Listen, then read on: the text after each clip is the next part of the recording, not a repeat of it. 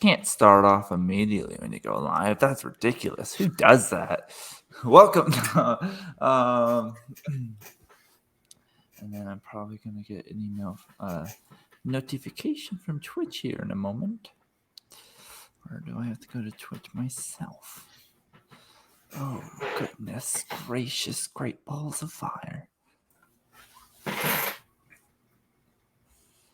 So, how do we feel about HBO Max? You mean Max? And Discovery Plus coming together and now just being Max. I don't understand why they decided to go with just Max. I can see myself. Because it's hold on. I get why. I understand it's because it's more than just HBO, but I think HBO has such a big draw. You know that the reason it's HBO Max is because it used to be HBO and Cinemax that came together. I did not know that it was Cinemax. That I did not know. HBO Max is actually my personal favorite streaming platform right now. Let's see how to share stream. Oop, that was a stream marker. Didn't mean to do that.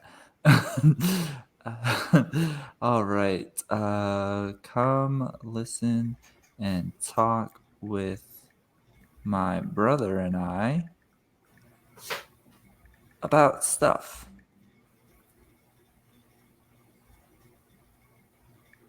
Thanks. Next. I'm gonna. Oh, I should. Cancel. At Spencer. That's not how that works. It won't let me just tag you. I don't know how to tag people on Facebook anymore. Everything's different in the world. Yeah, that's not working. Well, okay, never mind. You're not gonna get tagged. Sure. Okay, I've done enough there. We'll continue. 1 second. Welcome to the. All right, welcome to the Two Brothers podcast. It's just us, two brothers. Just two brothers. So yeah, we're HBO Max used to be HBO and Cinemax that came together, and so they just lost the Cine and did HBO Max, and so that's why it was HBO Max. It wasn't just HBO, and then they just merged with Discovery Plus. Then they could be Discbio Max. You know, they could have been just HBO Max, but HBO doesn't know what it wants to be in general. I mean, have you watched one episode of John Oliver ever? So that's why they're just Max now. I don't know. Yeah.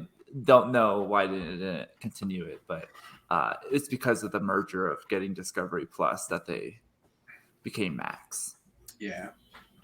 So yeah, well, the Two Brothers podcast. There's a structure here. I want to start off today's episode with something a little bit more serious. Usually we're just going to be lighthearted and fun and whatever. But today I wanted to. There's been a lot of chatter around the internet about me and losing my life almost like 3 different times. I believe it was, and my heart failed, and now I run on batteries all day long. And so everyone hears me, right? They hear I was in a hospital bed. I woke up with a tube in my mouth. I thought my dog was on me from a guy trying to stop some bleeding in my leg. And just a lot of loopy drug stories, like seeing Pink Tom Hanks dancing around. But the Pink Tom Hanks story is still probably one of my favorite things from being in the hospital with you. It is one of the biggest chatters amongst the unit still. Because I'll walk in and there will be people who I never saw asking if Pink Tom Hanks is okay. And so there's a lot of that, but a lot of mine is just goofiness because I had no idea what was happening for I would say the first half of the marathon. Um, so I wanted to hear kind of what you went through, Spencer, as the guy watching the patient, life as the non-patient. Um, you're my brother, hence two brothers here. And, uh, what is it like to almost lose, if I don't want to brag, but probably your favorite brother. I mean, I don't uh, know. I don't know about that. that might change real quickly as the other one's moving in with you, but arguably one of the brothers that's most on your mind, but pre heart failure. You know what I'm saying? Like one that you think about more often than not. Um,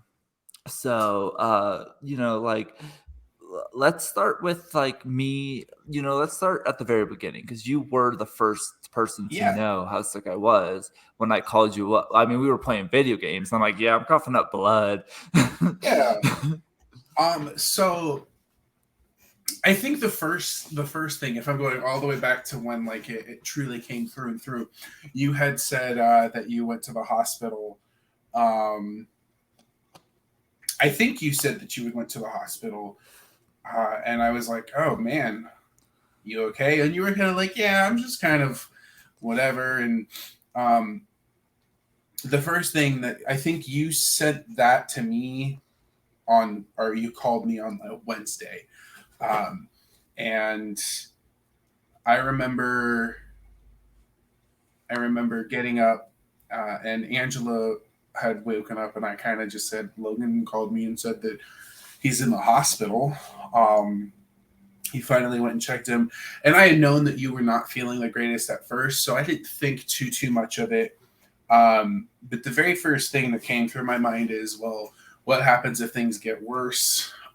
What's the kind of situation? So, believe it or not, on Wednesday, we actually started looking at flights to come out and see you should something kind of turn really quickly. I didn't really advertise that to you because I didn't want you to get worried and think that you were like dying, even though even though you were. So that was like the first step. I think later in the day you kind of you kind of got worse, and it actually might have been a Thursday. I can't fully remember. It's been a while, but I genuinely remember you saying that you weren't getting better, and that something was going on.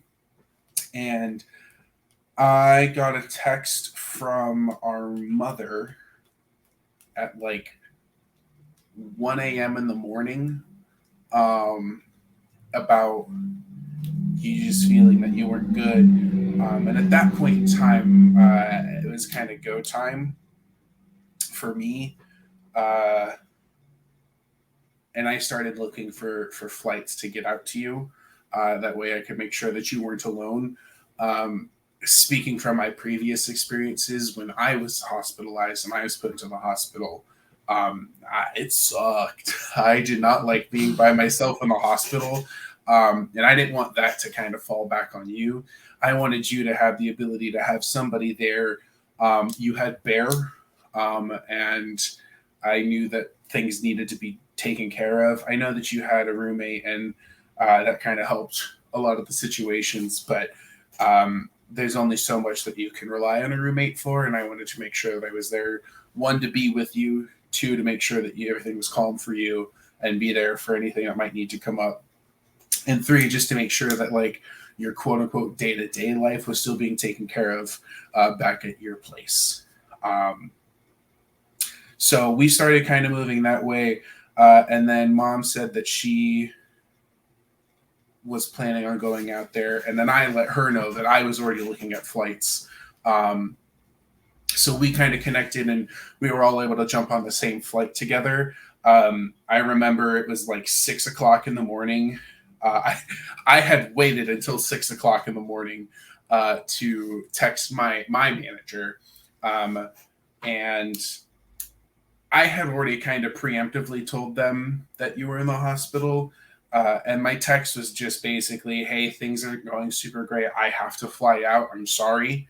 Um, but if you need me, I'll bring my laptop and I'll bring my work stuff with me.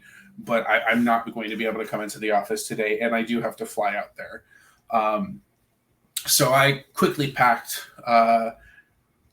I didn't really know how long I was going to be out there for, but I anticipated. I think 4 days was in my mind. In my brain, I was like, I think I can stay until Tuesday. In my brain is what my like thought process was. I'm like, I can stay. I can fly back Tuesday and come back to work on Wednesday. That would give me all Saturday, all Sunday, all Monday to make sure that you were good and get things settled for you. So. In case you didn't know, I did bring all of my work stuff, and I did work a few days from the hotel. Yeah, I remember that. And we went and saw you, and they thought that you had the tuberculosis, so we had all the gloves and stuff. And I mean, you looked rough. You looked really rough. Seeing you, I was like, oof, you don't look good. You were super skinny. I mean, you know that. In addition to you being super skinny, you obviously hadn't like groomed yourself, so you had the crazy beard. It was crazy. It was a lot long. It was seeing pictures was a lot longer than I realized it was. Yeah. Not to be mean, but it wasn't a good look on you, and it looked like you had been sick for a lot longer than you had put on, and it was clear to tell that you weren't taking care of yourself. Yeah, I was. I mean, that's true. I was. I mean, I was sick for a while, and I was not. I was trying every day to find a way to get better, or figure it out. I wasn't worried on I'm still sick. It was more on what can I do if I can only work 3 hours a day at the moment. How many hours can I figure out to work before they notice that I'm probably going to die and I can make money to pay rent this month? Yeah, so I think that was kind of the beginning stages of everything. And then obviously you decided to you started looking way better. All your numbers were going up and everything was good. So grandmother, our grandma, mom and I all kind of sat down and we all talked about what to do. Mom didn't want to leave until they had released you. Big mistake on her part. She's still here. I didn't want to leave because I wanted to make sure that you were still good and I wanted you to be released as well. But I only had limited time off that I could take away from work, first off. And then the thing that truly made the decision was the mixture that you were doing better and the fact that we had the rental car. That rental car was costing like $270 a day.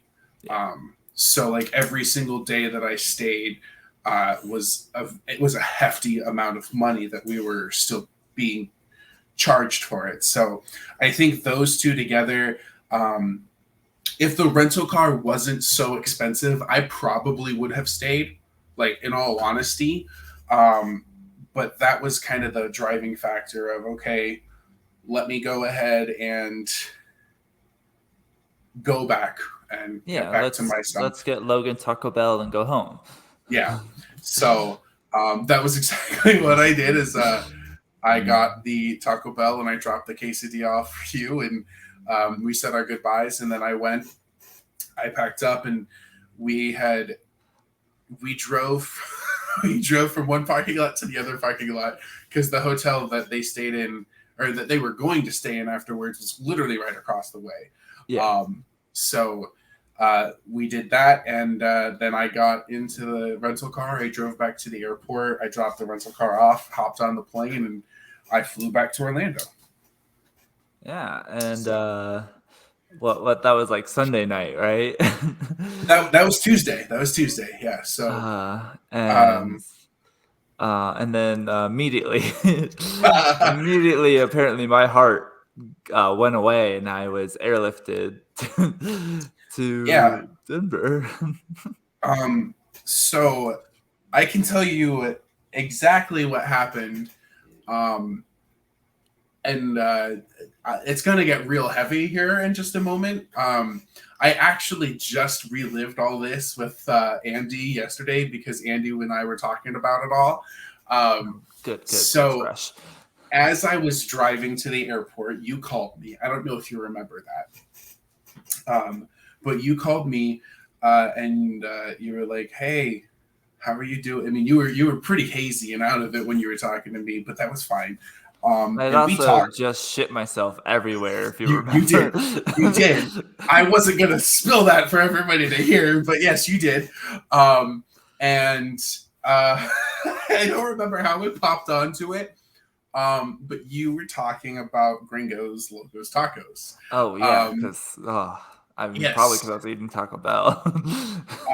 So you had told me this is on the drive to the airport. You were like, yeah, um, if anything starts getting worse, you should reach out to Gringos, see if will sponsor me or something like that. Um, and then you said the words to me, hey, if things get worse, can you bring me some double D's? I don't remember Um, saying that, but that you said explains why you brought that. so. I want you to know when you said that, I was like, all right, that's stupid, but sure. Um, this is like an extremely important part of everything is you asking me for these double D's. So the fact that you don't remember that and you don't remember you saying, hey, if things get worse, my dying wish is for you to bring me double D's.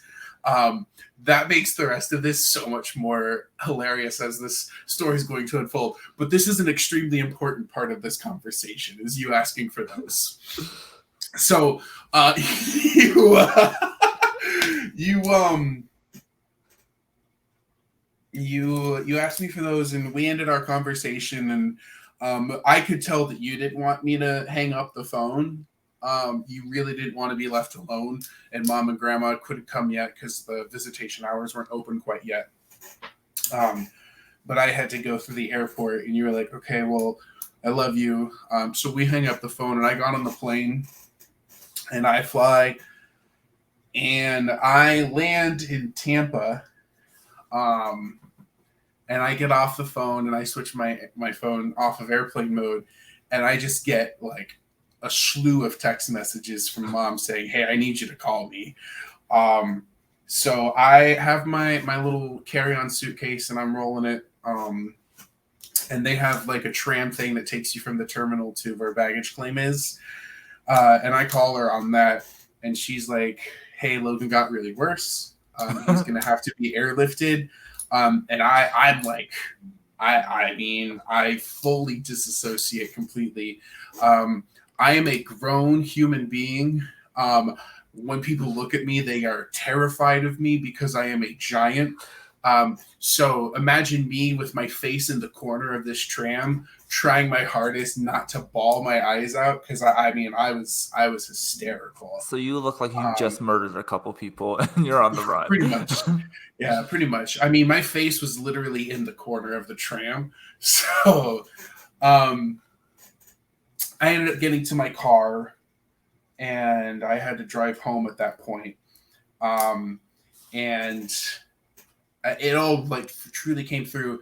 I should have pulled over to the side of the road, is what I should have done, because I was called by our mom afterwards, and I mean, I could not control my emotions, and I said, and I still felt this way. I still feel guilty for this, and I can't tell you exactly why I feel guilty for it. But I had felt like I had made the mistake, and because I left, that's what caused you to get worse. So I consistently I'm like a dog. I'm really attached to one thing, and when it's Yeah. gone, I start. So I started crying. I was like, I'm sorry, Mom. I made a mistake. I'm normally better than this. I'm sorry. I didn't mean to mess up. I really screwed up here. Well, yeah, because you Um, did. I mean, I was like, how do I get Spencer back here? What will do it? Maybe riding in a helicopter to a different city will get him. Yeah. so I'm bawling my eyes out while I'm driving through Tampa, getting on I-4 to head back to Orlando because I still have to drive home. Um, and I mean, I'm losing my mind. I'm crying. I'm sobbing on the phone with Mom. I'm like, I can get on a plane immediately. I can find when the next flight is and get back out there. And she said no. She said she didn't want me to come out quite yet. And I think half the reason why she didn't want me to come out is we didn't know if you were going to live. Like we didn't know if you were going to make it to Denver. Yeah, they thought I would maybe pass on the helicopter. Which cool way to go out? Let's be honest. Yeah, honestly, it's kind of a shame you didn't go out on the helicopter because I mean everything after that's just downhill. Yeah. Depression level for me rise because I missed the helicopter ride. So she said, "Don't worry about it quite yet."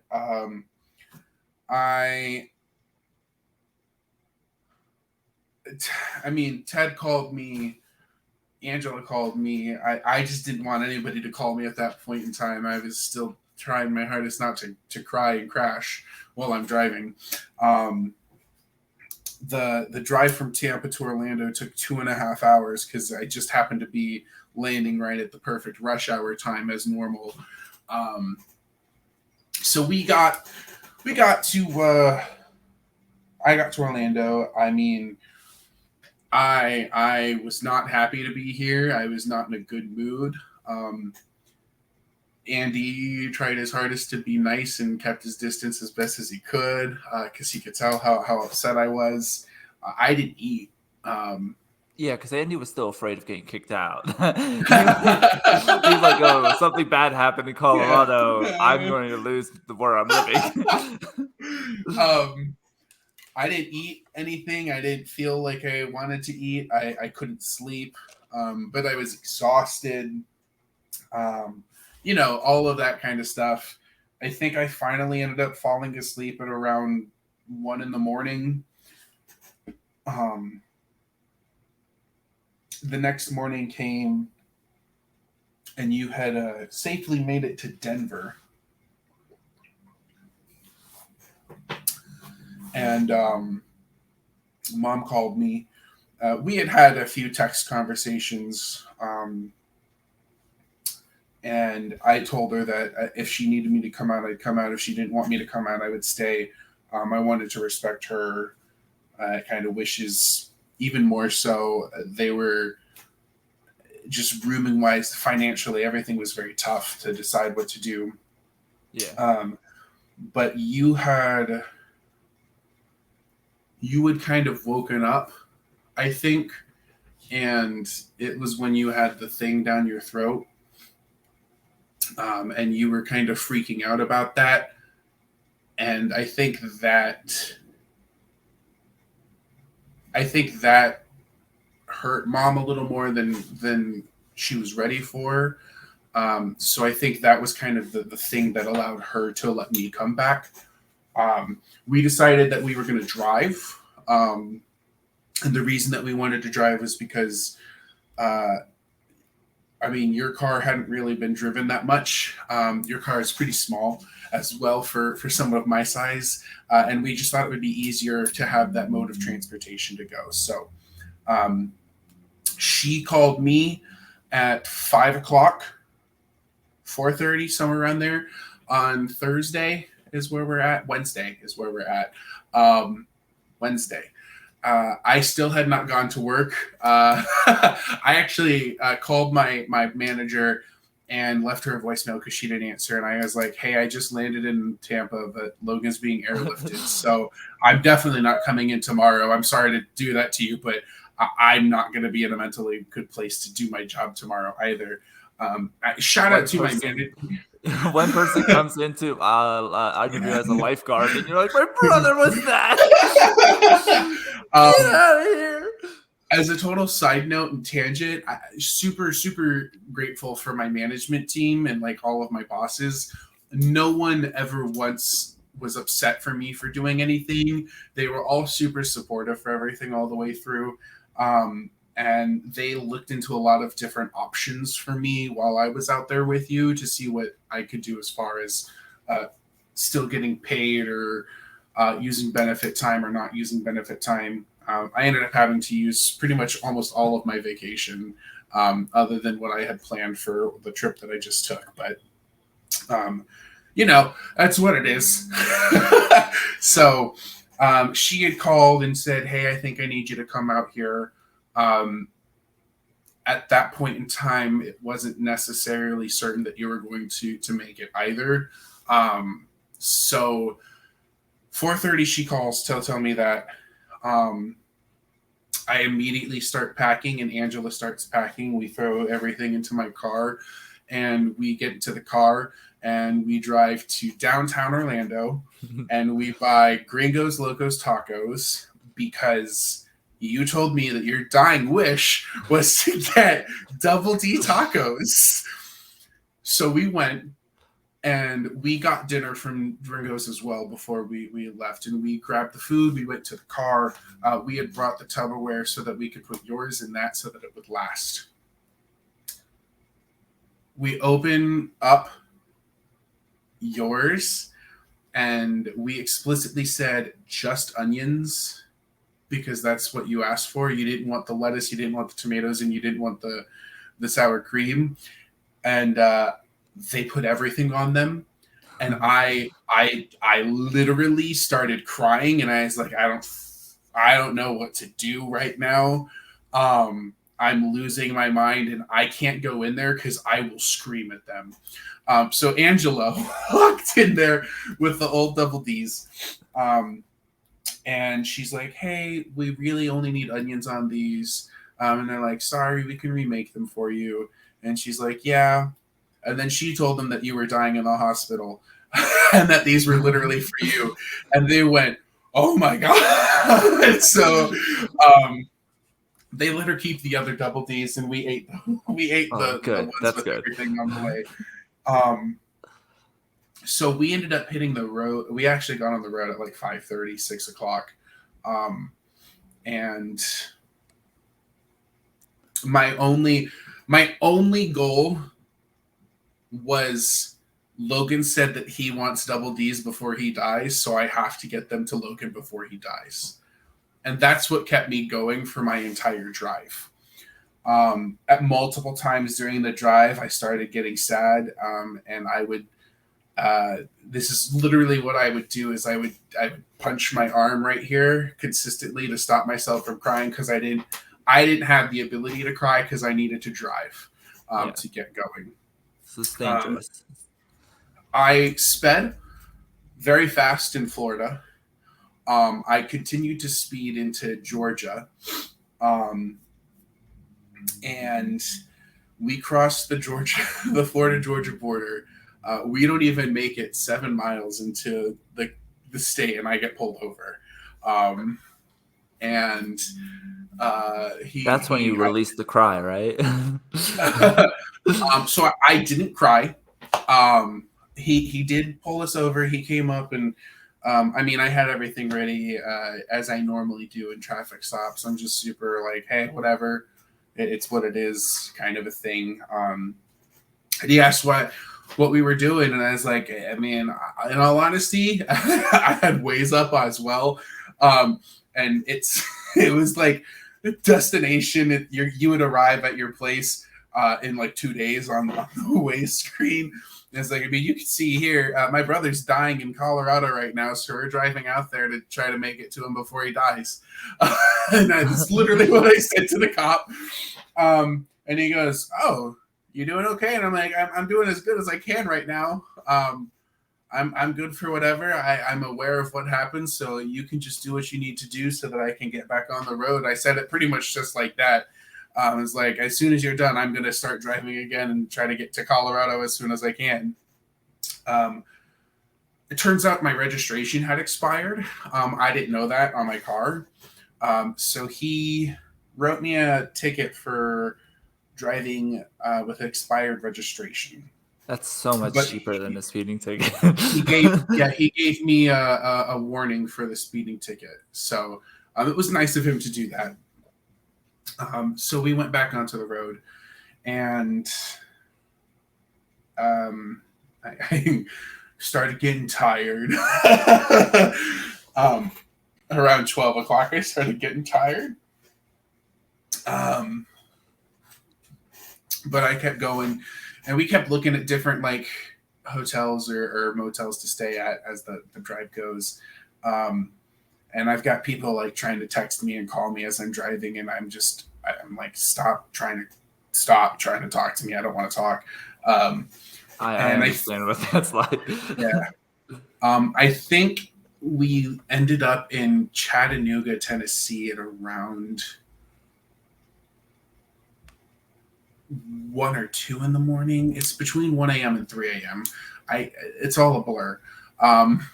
But we ended up going there. It was a real cheap motel that we stayed at. I think it was something like $70 to stay there. So nothing fancy. It's literally just a room to sleep in. And we slept, and I set an alarm for 7:30 in the morning. So it wasn't even a good night's sleep. It wasn't a long rest. It was just enough to get me back up into it. So then we left from Chattanooga at 7 in the morning, or 8 in the morning. Sorry. And lo and behold, there it was, a nice Bojangles. So I got myself Bojangles chicken biscuit. That's how I got my morning to start. And that Bojangles biscuit, it's weird how many weird things I remember so vividly, but the Bojangles biscuit woke me right back up, and I was like, great, that's what I needed to get going. Good old Bojangles. I love Bojangles though, so that's just me. When we were going through Kentucky, we went through a tornado warning, and I'm halfway convinced that the tornado was like literally forming behind us. I've never been moved around on a road so much by wind. Like, it genuinely felt like I had to turn the car as if I was turning right in order to stay going straight. Kentucky was fine. Tennessee was fine. Kentucky was fine. I think Indiana is Indiana is the next one, and that we weren't in there for very long. And we went through St. Louis. We stopped in Kansas City to meet up with some of Mom's cousins, our second cousins. They took us out for barbecue for dinner. I mean, mind you, I've been driving for 12 hours at this point. And multiple times through that drive, I want you to remember, the only thing that's on my mind during this drive is Logan told me his dying wish was to eat these double Ds. And if Logan dies before I get these double Ds there, I have failed as a brother. That's literally what is going through my mind. I will say, when I finally woke up after being in the helicopter ride, because I woke up that one time with the tube in my mouth, but then like for the next 2 days I was out. Yeah. And so when I woke up and Mom was like, yeah, Spencer's on his way and he's bringing or I think you called me or something, and you're like, I got you Gringos. I just remember going, oh, what a great brother. He's bringing me Gringos. Like, he decided he's going to drive back here, so he's going to bring me some food. That's so nice. Like, forget that I asked you that was my dying wish, because I don't remember. I just think this is the nicest man on earth bringing me something I really want. How sweet. So we finished dinner, and our cousins offer us to spend the night with them. And we considered it, but we decided that we were going to keep driving. We wanted to keep pushing through. So Angela actually took over driving at that point. And Angela did, I want to say, 4/5 of the drive through Kansas. She got through most of Kansas, which is an extremely long portion of the drive. It's a good 6 hours itself, and it's boring. Yeah. The one thing that was nice, it was empty, so Angela did have the ability to kind of just go. There weren't a lot of cars in front or behind us, so it was. I mean, she literally was just able to go. And speed limit's 80 there. And we definitely did more than that. Yeah. Angela kind of started getting tired. I wasn't able to sleep at all. I have a hard time sleeping in cars. I think I closed my eyes for maybe at most 15 minutes, if that. But it was nice to just not have to focus on the road. Angela got tired and she kind of pulled off to the side, and we kind of looked, and it was 3 hours left to get to you in Aurora. And I was like, you know what? Let's do it. D said that I was running off of Big Brother adrenaline, and I don't know if there's any other better representation of what that was, but it really was, you know what, we're here. I don't want to waste another night and Logan die through the middle of the night. Let me push through and get there. So we had texted Mom to let her know that we were going to finish it, and that was going to get us to them at like 2:00 in the morning their time, which would have been around 4:00 in the morning our time. So I pushed through. It was tough. I'm not gonna lie, that was real tough. There are parts in when you cross over the border into Colorado. I mean, it's almost pitch black at points. You have the wind farms in Kansas, which kind of help light some stuff up because they've got the red glowing lights to stop anybody from flying a helicopter or plane too low. But there's none of that in Colorado. It's just pitch black all around. I remember the thing that bothered me the most about this drive was my eyes physically hurt. Like, it wasn't a matter of it was hard to keep my eyes open because I was tired. It was hard to keep my eyes open because my eyes physically hurt from staring at the road. Truthfully, for about 20 hours. So we ended up getting to the hotel at 2:00 in the morning.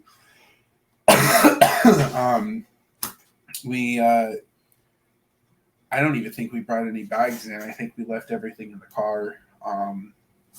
And we laid down, and we took a 4-hour nap, and I was wide awake at like 5:45 in the morning on Friday. Yeah, Friday at 5 in the morning. 5:45 in the morning. I was wide awake. Like, I woke up and I got up and I walked into the little living room area that they had, and Angela's like, "Are you okay?" And I'm like, "Yeah, I'm just awake. I'm anxious, nervous."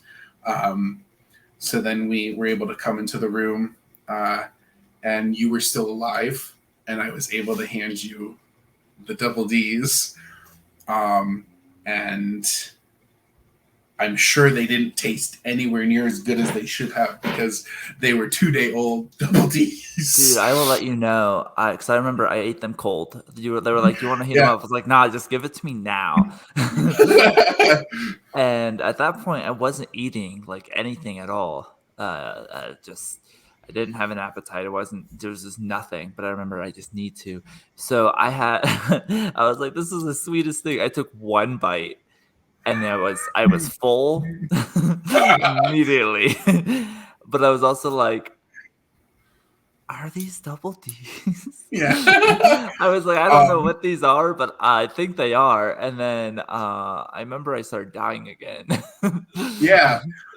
So I gave you the double D's, and I don't know if you remember, but I did take a picture of you eating the double D.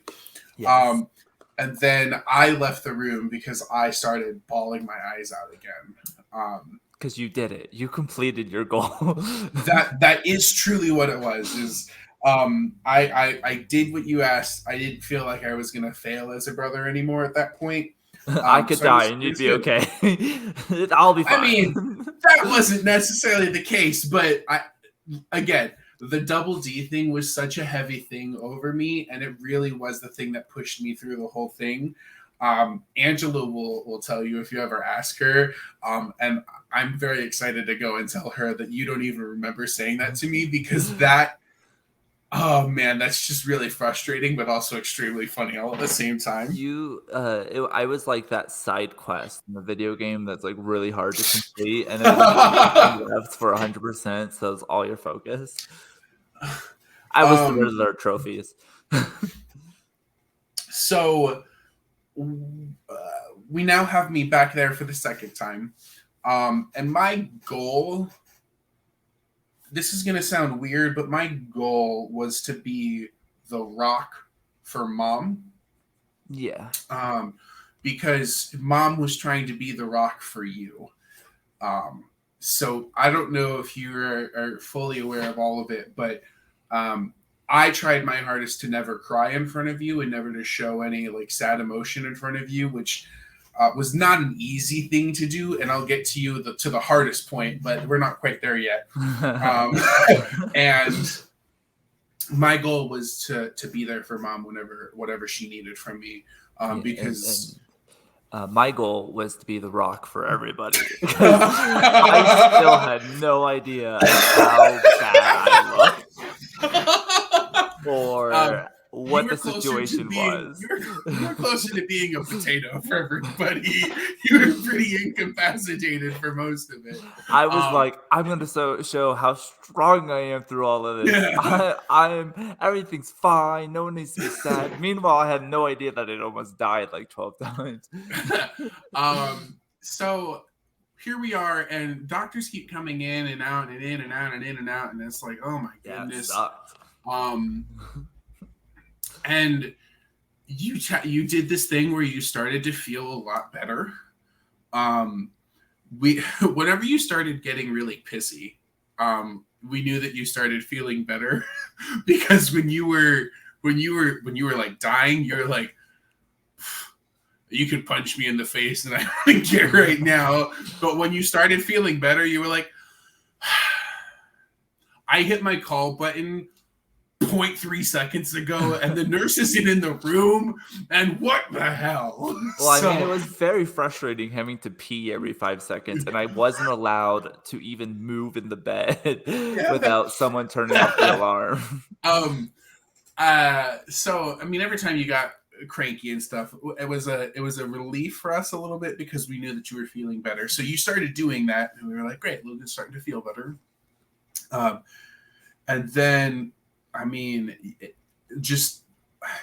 it really felt like immediate highs and lows because the next day we came,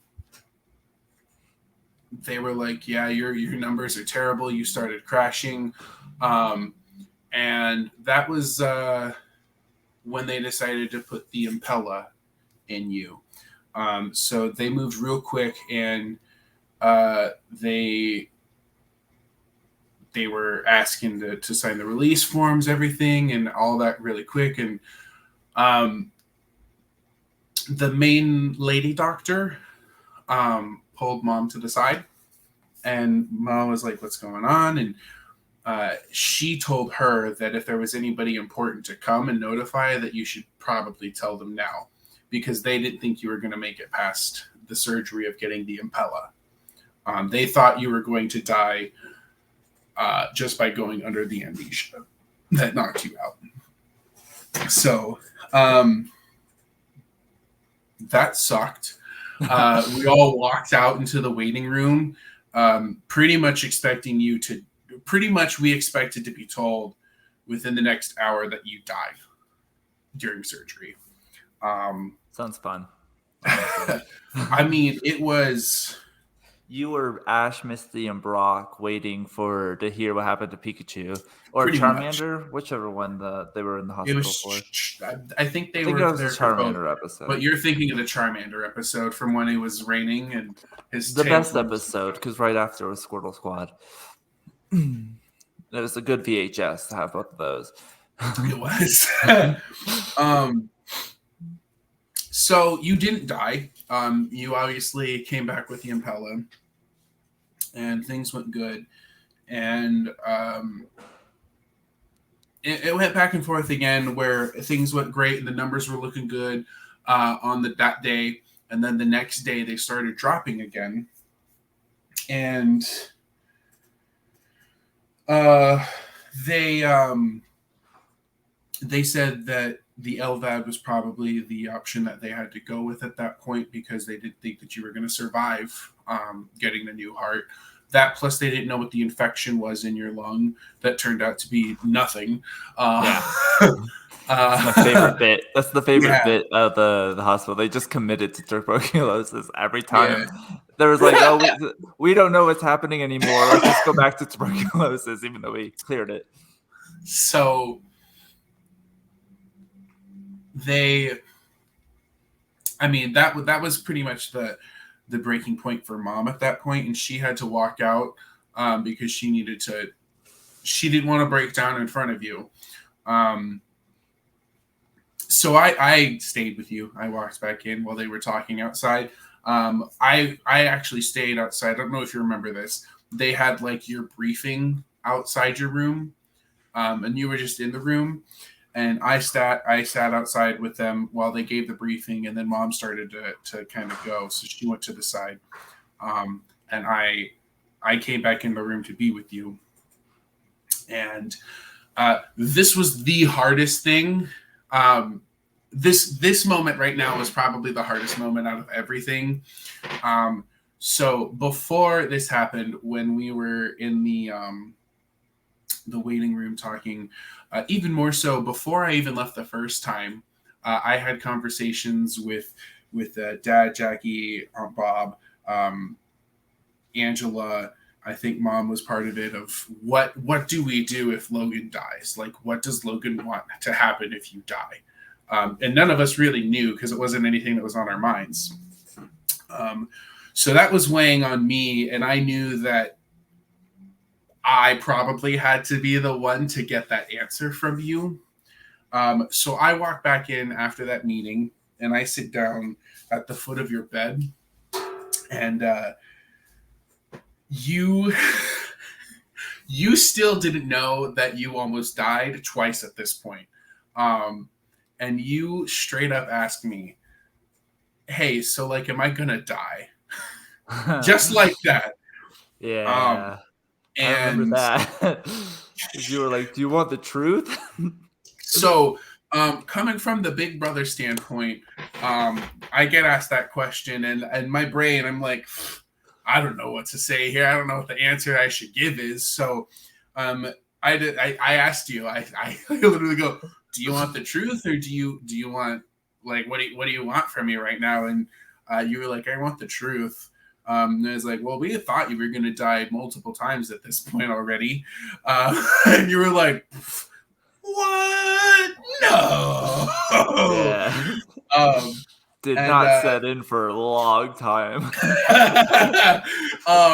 So yeah, I was like, yeah, I mean, the goal is for you not to, and they're trying their hardest to keep you alive, but your body's not helping you a lot. That conversation was really tough to have with you. Because, you know, I, as much as I don't say it very often, I do very much love you. You are my brother. We've had a long, however long you've been alive, years together. So, I mean, we've been through a lot together, and while we do have Addison as our other brother, we have spent more time together than we have with Addison, so we have a little bit stronger of a connection. That's going to change pretty soon when Addison moves in with me. He's going to become he's going to be my best bro, and you're going to get jealous of Addison and me, just like I was jealous of you and Addison when you two used to live together, kind of a thing. So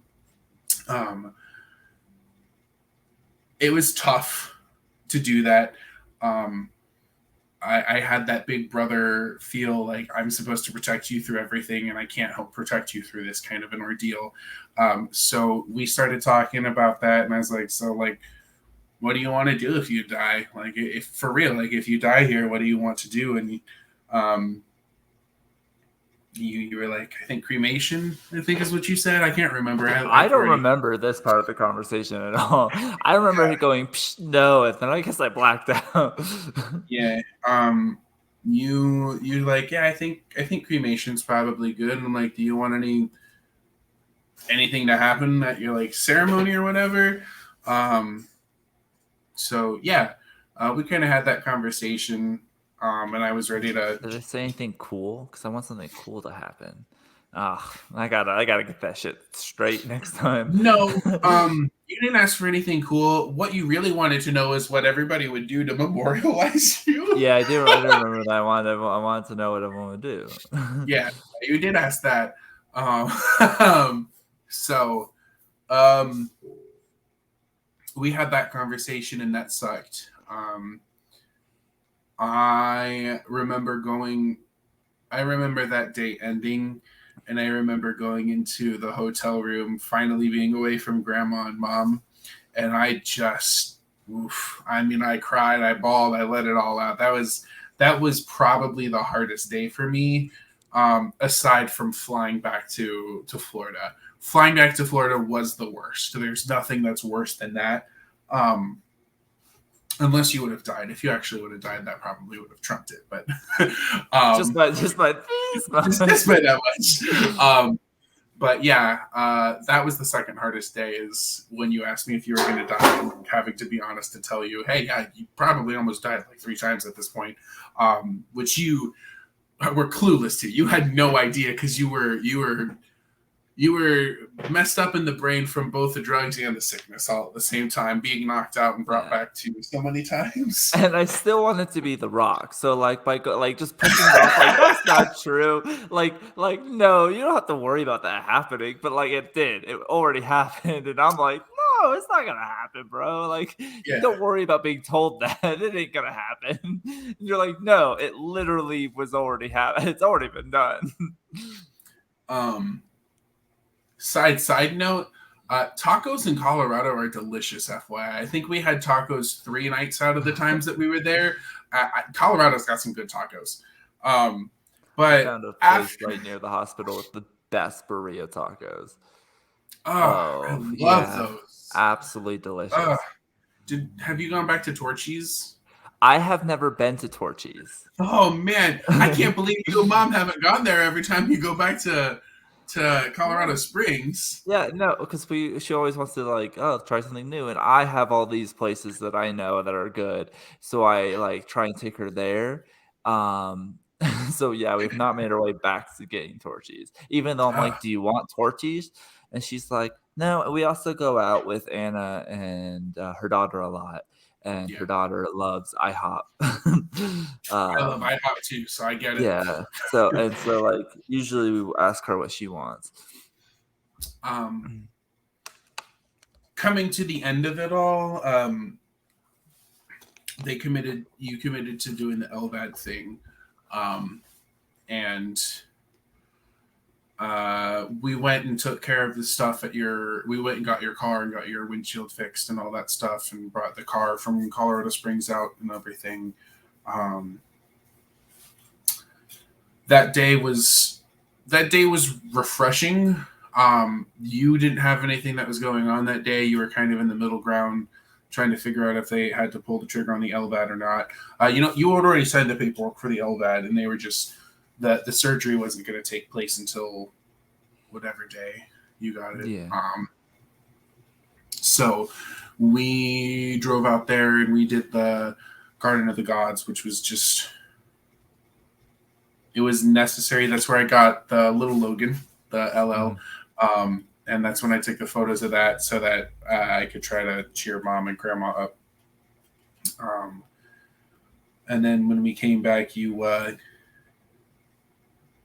going in for the surgery, and we had decided that we had to go back to Florida and start to drive back, but we didn't want to leave until you were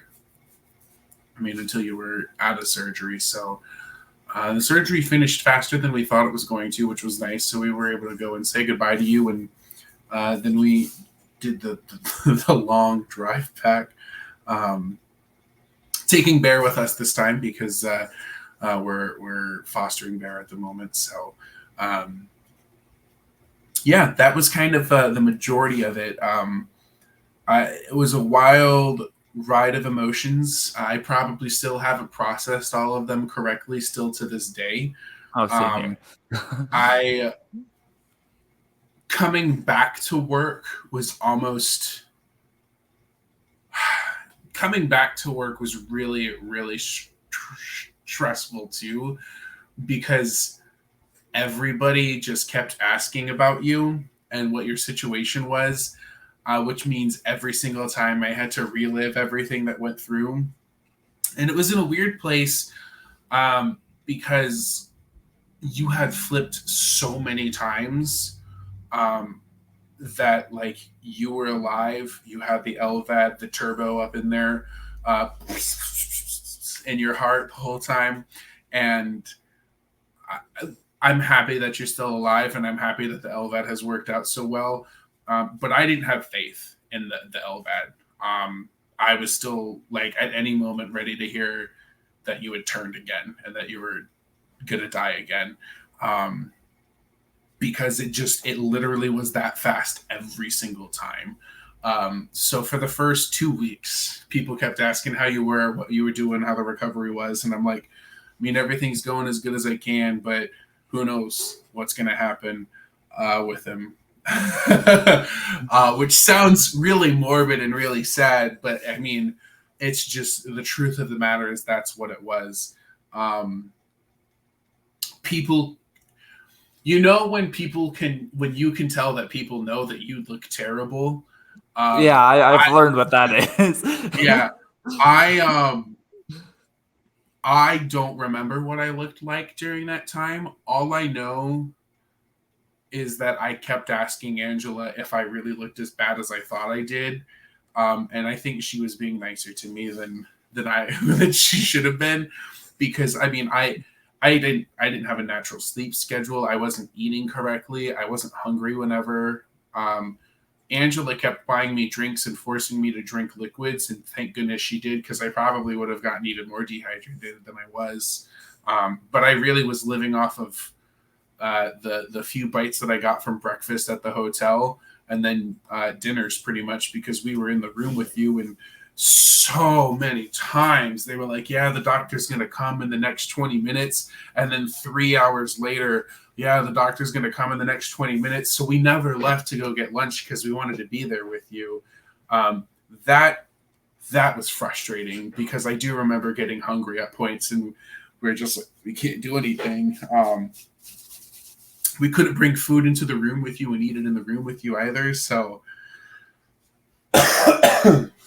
um, I think that's kind of the big thing. On top of that, I did the GoFundMe thing, to try and get your story out there, to try to assist with all the costs, because I mean it got really expensive really quickly. I've actually said, today, I actually was talking to my manager. I feel like it's really weird, because I had heard the stories of people that like had a major medical expense come up in their family, and how it truly destroyed their lives, and how like they lost everything. And I was like, I just can't see how that's like actually accurate. And now here we are, and it really is like it truly destroyed everything. Not in that, not like it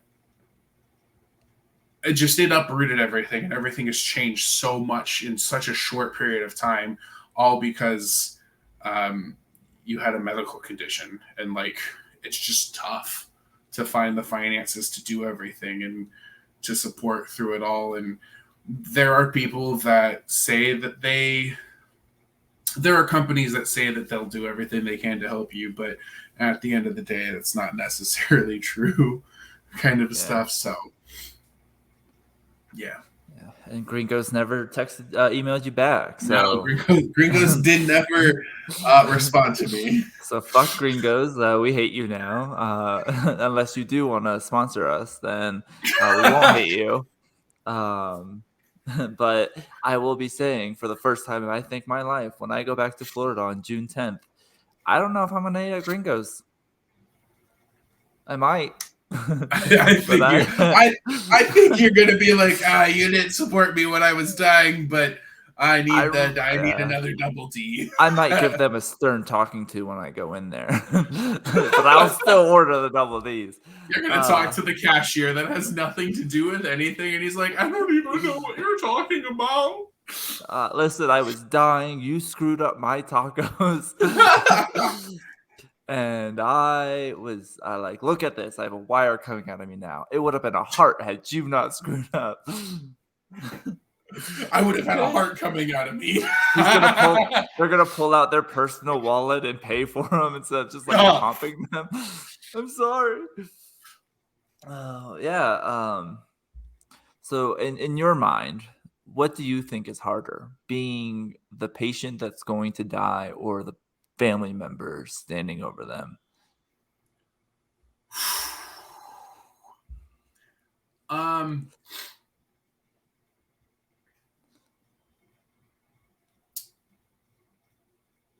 I think they both are hard. Um, I'm gonna say the family member standing over the person who's dying is a little bit harder. Hot take. Um, and so the reason that I'm gonna say that, um, from personal experience, I was in the hospital. That's it. I just did whatever the doctor said. I didn't have to think about anything. I didn't have to do anything. I didn't have to. I just was there, and whatever was happening was gonna happen, and I didn't have a say in it. Um, the whole situation of being in a hospital sucks. I hated getting woken up at 6 o'clock in the morning and not fitting in the bed because I'm too tall, and getting stabbed with a bunch of needles because they have to draw blood every single morning for some reason. And they can never just get a good vein, and they got to stick you with the needle at least 7 times before they pull your blood. Um, that all sucks. Uh, but just the like, when you're on the other side as the person that's doing it, all that's on your mind is that person. Even when you're not with them, that's what you're thinking about. um we weren't we were in a place that we've really never been before. We were trying to figure everything out. We didn't have a correct mode of transportation until I brought my car. Like, everything is just, there's just a lot more that you have to think and deal with and handle. So I don't know if that's going to be the same case as everything. At least in my case, when I was hospitalized, I think being there for you was harder than my case. I don't think that it's the same way for everybody. I think everyone's different. Um, I mean, if you're the only thing that's coming to my mind is like a burn victim when you're constantly in pain from everything. I'm pretty sure being the patient's worse in that scenario. Did you Because you're know that purple mattress was actually invented for burn victims because of the way that it's Was built? it? It's constantly like, because of all the triangles, every time you move, it puffs cold air on you. And the Huh. smooth gel surface of it is so that your burned skin won't stick to it and like hurt. Yeah, I they actually invented purple for the purpose of burn victims. I did not know that, but that's really Yeah, cool. it's a sick ass fact that I recently learned, and I want to share it as much as I can, because I also want purple. I want a purple mattress when I finally have my own bed again for the first time in a year at this point. I think I want a purple mattress because I heard that they're very comfortable. I've heard Um, they're comfortable too. so yeah, but they were invented for burn victims, and if it's good enough for a burn victim, then it should be good enough for everybody. Because I could not imagine being a burn victim and having to sleep. I have not heard any negative reviews about purple, so I Uh, mean, I think that's a solid voice choice for you. the only downside is like if you get their pillow, it's like 20 pounds. But like, um, I agree with you, by the way. I think being the family member is way harder because every time I went under the anesthesia, I was out. You know, if I wouldn't wake up, I don't think I would have known. Like, and then it's y'all left there with all my shit, all my problems, just everything, And I mean, you were already planning on taking Bear, so like that. At least that's the major concern in my mind at all times is like I think that kept me going, and I think he kept me going. I think he saved my life, and he kept me alive a lot longer than I should have been, because he's the most bestest boy in the world. Um, but like he just like I mean he was there, and like part of me was like I need to keep going because I need like him to have a place to live. I need him to have a place he can run around and feel happy. um and like, because if it was just me, from the moment I lost my job, I would have just slept in my car somewhere. I would have lived in a person I know's driveway and just slept in my car and lived in my car and figured it out. It would have been fine. And then I wouldn't have to pay rent. But I I can't trap a dog in a car all day while I'm working, And I had very dog friendly places, but I worked in the kitchen, so I wouldn't be able to be around him while I was working. So like, it's just like, not, like it's like he's part of the reason I've done a lot of what I've done is so that I don't fall into a bad scenario living in my car or something like that. Like I need to be a responsible dad. And um like it really sucks not having him, and it's been really rough, but like I'm glad he's in a good place. I'm glad he's having fun. He looked really depressed for a little while, but like he looks so much happier, like that he's able to run around and you guys are able to take him out into dog parks and all that. And he's just a good guy. So like, I think it's way harder to be the person sitting over there because you have to deal with that person's life. My life's over. I have no more problems. Like they're gone. I don't feel shitty anymore. I'm dead. You gotta deal with all that. So, yeah. I just want you to know that I have said many a times that it's a good thing you didn't pass away and die. Because if you would have, I probably would. That probably, in like superhero movies when you see the origin of like a super villain, you dying would have been the origin of me turning into a supervillain, and I'm fully convinced that that's true. Um, You'd become a so, villain. You wouldn't harness it for good. You just oh no, I would. At that point, I think I would have lost faith in like the karma whole. If you do good things come back to you. And that would have been it. I probably would have been like, "Oh, screw it! Nothing good is going to come from me doing good stuff. So I'm just going to start doing what I want for me." But that you didn't die, so no, I'm still pretty nice, still pretty a good guy. But yeah, I truly think that if you wouldn't have made it, I would not be mentally okay, kind of a thing. So. yeah. Well, we talked. Thanks for sharing your story. And during your story, you did talk quite a bit about being sleepy and just trying to push through.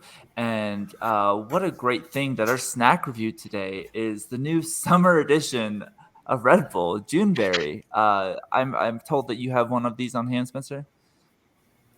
I was supposed to get one. Yeah, I sent it in the mail. Did you not get it? I don't think so. Can you just hand it to me through the screen? Yeah, here you go. Thanks. I appreciate it. Perfect. All right. Yeah. All right. So the June summer edition. Juneberry Summer Red Bull. All right. Let's crack that baby open. That's fresh.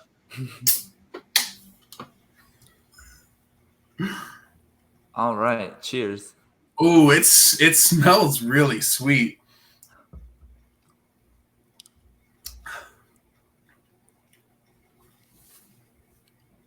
It tastes just as sweet. Oh, it tastes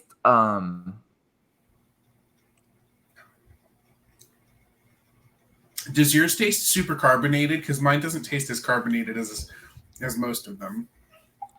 It starts out with a heavy fizz, but immediately dies down. Like it doesn't taste as carbonated as like regular Red Bull. Okay. This tastes.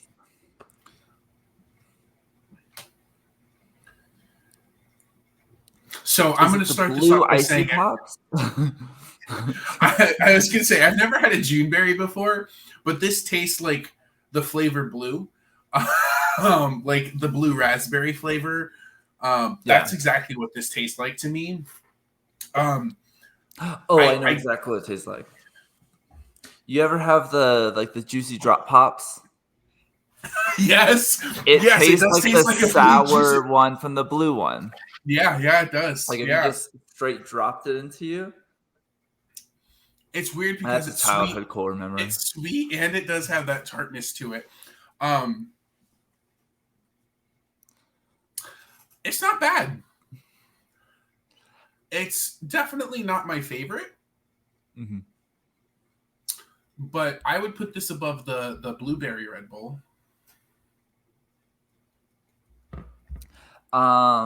Ooh, what did I put it above the blueberry Red Bull? I just realized I didn't have the chat open this entire time, so I hope no one knows. It's definitely good. I would say I give it a 7 out of 10. 7 out of 10. Yeah. What would I think a 7.5 out of 10. I think I give it a little bit more. I'm a really big fan of blue raspberry, and it does give a lot of blue raspberry feel. I am not as addicted to blue as thanks. I Addison just said I'm a professional streamer for not having the chat open. Thank you. I'm not as addicted to blue as most people are. Oh, I'm really addicted to blue. Yeah, a lot of people are addicted to blue. That's why Blue Sky sold so well in Breaking Bad. Um, I just I really like more subtle flavors, or like if it's a harsh flavor, I am a big fan of cranberry, which is something I can't have right now. So I'm still cranberry Red Bull is still my favorite Red Bull, even though they took it away to replace I it was with about to say, I've never fucking heard of watermelon. I've never heard of uh, cranberry Red Bull. um, No, Cranberry Red Bull was a staple. It was the red edition of Red Bull, and then Oh, they decided to have the summer edition of watermelon because watermelon is the flavor of summer, according to everybody. Um, and so that was so popular because you're either addicted to blue or you're addicted to watermelon. Um, I like uh, both. So yeah, or both. And so um you so everyone loved watermelon Red Bull so much that they decided to keep it. And by keeping it, they turned it to Red Bull, and that took away Cranberry Red Bull, which I don't understand why, because Cranberry Red Bull was selling more than I think Blueberry was. Like, and I get you can't make blue Red Bull watermelon. It doesn't make sense, but it could have been like pink edition, you know? And they took away my favorite Red Bull, and it still pisses me off today. But then I learned about tropical Red Bull, and I do love tropical Red Bull. that's the yellow one, That's right? number 2. Yeah. I think tropical's number 2 for me too. Number 1 for me is dragon fruit, which was the previous summer edition, the green one. Now Yes. that's that's top tier for me. I love the dragon fruit one. That is number 3. But I don't drink Red Bull nearly as much as I did anymore for heart-related reasons. Maybe the Red Bull is what caused it. You drank so much. Well, no, because my heart would have been beating differently than it would have. I don't know. I asked about it because I said I did really drink a lot of caffeine all of the time, and they said no, we don't think it's related to that. They think it was other things. So I think I'm safe. It may have sped it up a little bit, but I mean, that's what happened. Like, all this was sped up by what they think was me getting really sick previously from COVID. But I mean, I was having the heart failure symptoms and the blood coughing before I had COVID.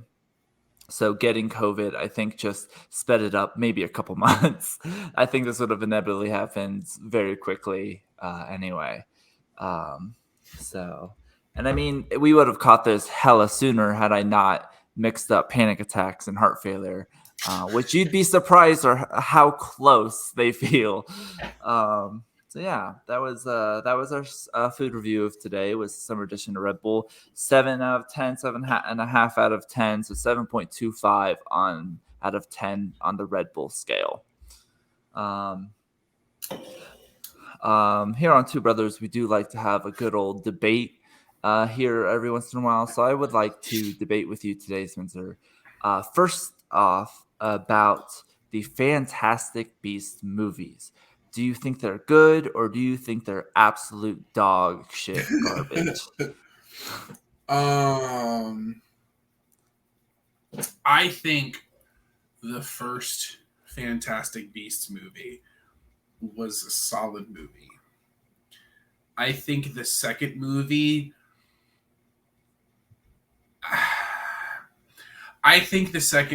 was trying too hard to set things up. And then the third movie was a train wreck. And I'm going to say I think the reason the third movie was a train wreck was because Johnny Depp had played such an iconic style of character with Grindelwald. And then I don't know the actor's name that took his place, but the replacement Grindelwald had his own way of being Grindelwald, and they were not the same. And it was such a drastic change, and it didn't fit with the flow of the movie or the style of character that they had already written. And because of that, I think that it flopped hardcore on what it could have been. That's what I think about the Fantastic Beasts movie. Got it. I think they fucking suck. Listen here.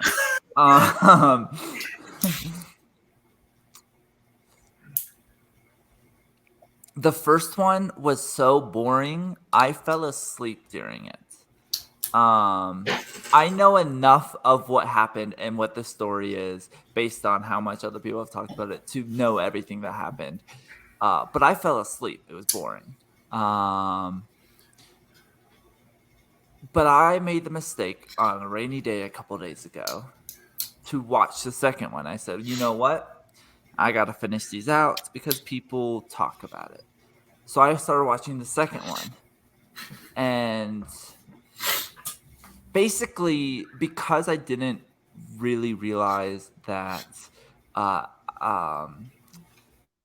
Ezra Miller was the kid that everyone was looking for, that was who it was. I was confused for the first 30 minutes of the movie until I was like, Mom, who the fuck is this kid? And like, that's the one they're looking for. And it's like, oh, they could have made that. They could have established that at the beginning for people who fell asleep through the first movie. But like you said, it wasn't trying too hard to set up. It was entirely setting up everything. It was just setups. Like, this movie had no plot besides get ready to watch Dumbledore. Like, that was like, it was 2 hours of boring.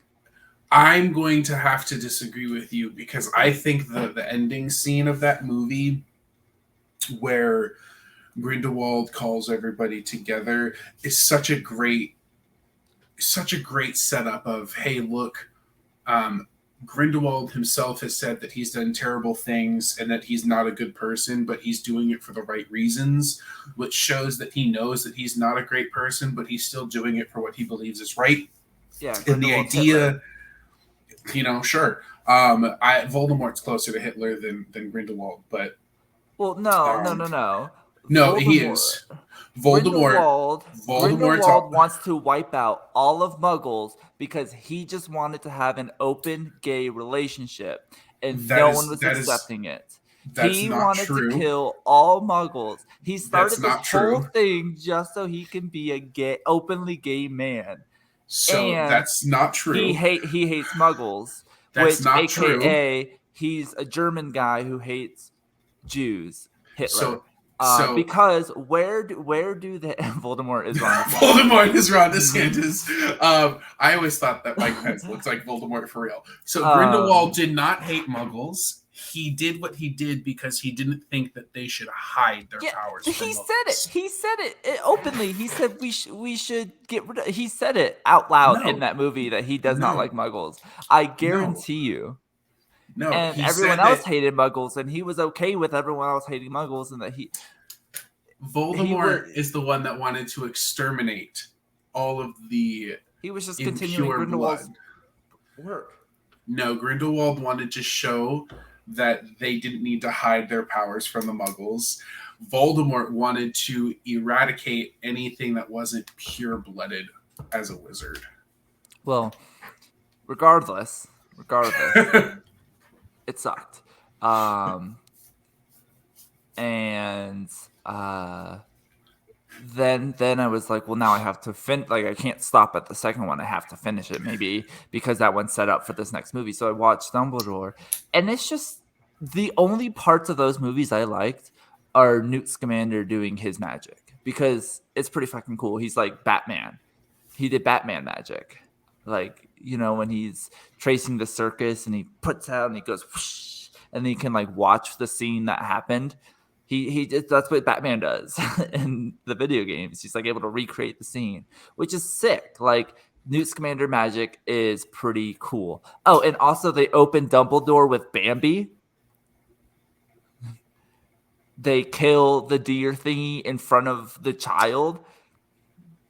And then the child's just left there with its dead mother. Also, explain to me how they hit that thing with Avada Kedavra 5 different times and it still didn't die. Isn't that the instant death spell? And they just kept smacking it with it, and it just was standing there I can't die yet. Do you not remember that? That's because that movie sucked, and you don't remember. No, I don't remember. I don't remember it taking that long to kill it. I know that they reanimated it. No, they hit it with the 3 different. No, they reanimated the little baby one. Yeah. After a gruesome scene of him just slicing his throat, that was kind of hardcore. I kind of like that part. No, the mom, they hit it 3 different times. I don't remember it that well. Yeah. I'm going to be upfront. I've only seen that movie once, and that was enough for me. it's only fresh in my mind because I just watched it. I don't think they were good movies compared to the main series. I think JK kind of lost their touch with those.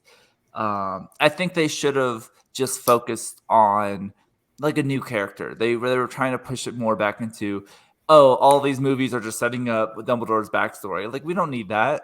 It wasn't needed. We knew enough of Dumbledore's backstory. But yeah, I think they sucked. Which goes into the next part of this debate. Where do you rank the movies 1 through 8? So this is a really hot take. But number 6, The Half-Blood Prince is actually my favorite movie. I thought it was the third one. So the third book is my favorite book.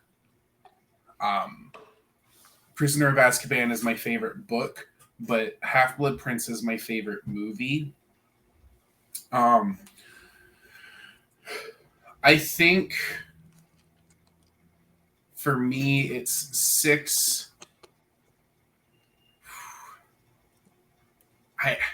I like them all.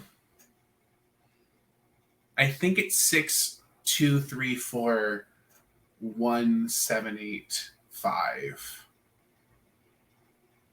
It actually might be 1, 2, 3, 4, or 6, 2, 3, 4, 1, 8, 5, 7. The first Deathly Hallows was not my favorite. But that is an example of a movie setting up, the entire movie is just to set up for the next one correctly, because there was still good enough action and a plot line within the story itself. See, I disagree because I don't think that that's a movie that's just setting up the second movie.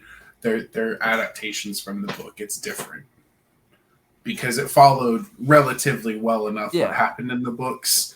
Well, I mean, they it still was the leave out a part one. lot It of was setting up stuff. for part two. Yeah. I mean, 7 has to be important because Dobby dies. Spoiler alert.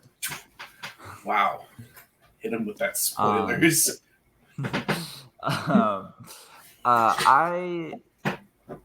I'm not as big of a Harry Potter fan as you. I do enjoy the series and the world, but I'm not as into it as you are. Yeah, no, I'm a huge fan of Harry Potter. I think they're all right, but I also didn't get into Harry Potter as like when Harry Potter was the thing to get into. I was still Star Wars and comic books. And I still am, but like I wasn't like I'm gonna jump ship and read these Harry Potter books. They're really big and words, and I like pictures. um, like I had classmates like going through the books like every 2 days, and I'm sitting here like, no, I'm good. It was a whimsical world. Nope, I'm done. Like I can't. I don't want to. I don't want to read the setup. I just want to know what. I just want to get into the action. But 4 is my favorite movie. I think it's Four when is the most people's story. favorite books and movies. Yeah, I think it's when shit starts actually happening. That And you know because why? like you, You know because why? it's why. Because Voldemort finally shows up. Yeah, well, no, he showed up in the one where he was on the back of Quirrell's head. That's the first one, right? Yeah, he's not. That's not his own body though. He's attached to someone else. Yeah, but And you then can see his 2, it's his face. diary. And then in 3, 3 is not about him like at all. It's about Peter Pettigrew. yeah, three is about Peter Pettigrew and Sirius Black. But 4, he actually shows up. So I think Yeah. that's And you have the black KKK looking Death Eaters. you definitely have the Ku Klux Klan Death Eaters in that one. Which is fun. And there's a lot more Quidditch in that one too. They start out with Quidditch, and Quidditch, I like. That's one of people's biggest takes about the books is have a great night. Uh, um, is one of the biggest hot takes of people with who like the books over the movies is Quidditch is such an essential part of everything. Like it's so much in the books, and people are mad that they don't show it more in the movies. Because it's a big part of Ginny and Harry getting together. Well, Ginny, Yes, I know Harry, who and Ron are all Pitbull there. 454 Florida is. You're the only guy I know who goes by Pitbull.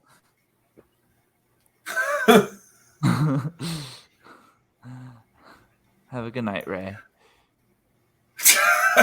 Name dropping up in here. Um, I think that yeah, they don't talk about it as much in the movies as it is in the book. But I mean, you got to consider that like it's a teenage boy turning into a teenager. Yeah, he's all about sports, so of course it's going to be a lot in the books, kind of a thing. But they can't quite show all of that on screen either.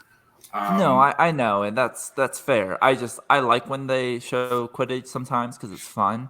I've seen the latest like Harry Potter talk is people dogging on Harry Potter because he has the firebolt in the I think is it the first one when he catches the snitch whichever one he No. catches the golden snitch in Well, he which is catches the now snitch in most of them because that's well what he yeah no does. but the main one that's the The important one the the first first one where time. he catches in him out, he's got the Nimbus 2000.